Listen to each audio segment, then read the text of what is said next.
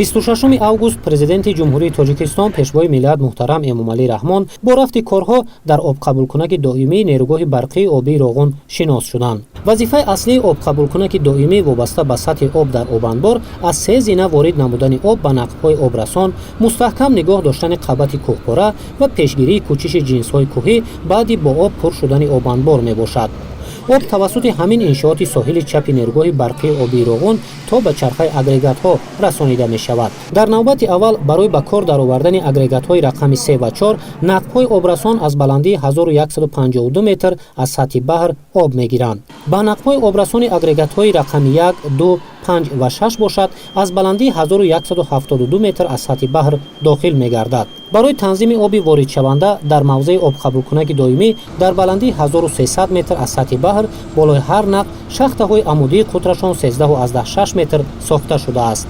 дар ин иншоот нақбканӣ ва мустаҳкамсозӣ анҷом ёфта, сементхобонӣ бо мақсади устуворгардонӣ дар ҳоли анҷомёбӣ аст. дар ин баландӣ аз нақбҳои амудӣ тавассути дарвозаҳо раванди резиши об танзим карда мешавад. ман имрӯз ифтихор аз он мекунам ки дар як лоиҳаи бузург иншооти аср кору фаъолият дорам.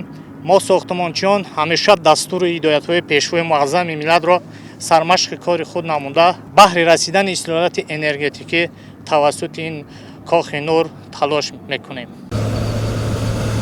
бо назардошти нақши муҳими нақбҳои амудӣ дар идора намудани раванди фаъолияти нерӯгоҳ, сарвари давлат муҳтарам Эмомалӣ Раҳмон ҷиҳати саривақт ва босифат ба анҷом расонидани корҳои сохтмонӣ ба масъулини дахлдори соҳа ва мутахассисон супориш доданд.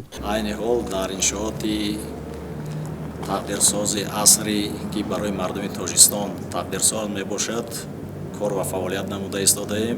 фахр мекунем ки дар ин нерӯгоҳи тақдирсози ватанамон саҳми худро гузошта истодаем. ҳоло хокбарорӣ, бетонпошӣ, лангарбандӣ ва пармагарӣ дар чоҳҳои заҳкаш дар ду баст идома дорад. дар маҷмӯъ дар ин қисмат хокбарорӣ 92%, бетонпошӣ 49%, пармагарию гузоштани анкерҳо 81%, бетонхобонӣ 23% ва пармагарии чоҳҳои заҳкаш 18% ба иҷро расонида шудааст.